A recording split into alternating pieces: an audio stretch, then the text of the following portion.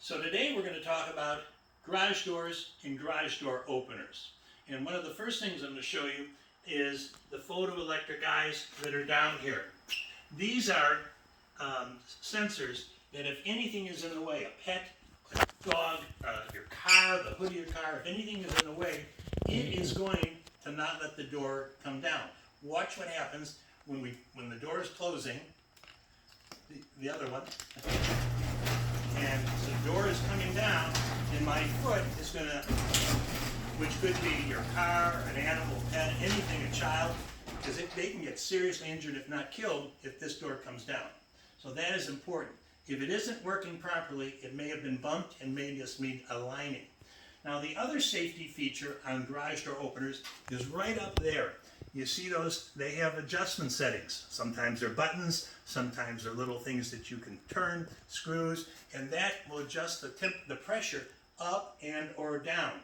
Now, the way to test to see if your door is working properly, just take a 2x4 and put it underneath the door and have the door come down on it. When this door comes down on that 2x4, the door, it should hit the 2x4 and immediately go back up. That means that is adjusted properly. Cool. The other thing, on the bottom of these doors is rubber weather stripping. Sometimes the mice eat through them, they deteriorate. These are all good, but that's something you want to keep an eye on because it keeps the drafts and the snow from coming in. The last thing, well, not the last thing, but something else I want to show you is this cord. This is an emergency safety release. Jess, would you close this door one more time? Okay, and why the door is closing, I want you to look at the springs on the top of this door.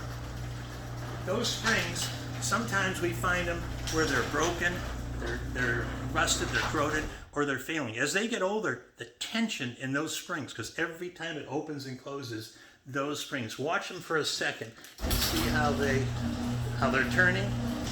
So what that's going to do is with time, they'll crack and this door will slam right down.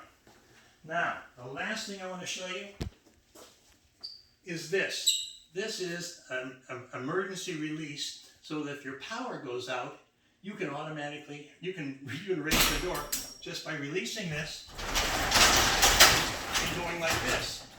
And then when the power comes back on, just put that back and press the button and it'll catch at some point right about there. And that's how simple it is. One more thing, keep an eye on the bottom of the overhead garage door, the metal panel at the bottom. Look for rust and corrosion because sometimes it'll start rusting right through. And if it does, you're going to have to replace the door. But if you get it in time, sand and paint it with a rust inhibiting paint. And sometimes they can actually replace just that bottom panel. And that's your tips for today on garage doors.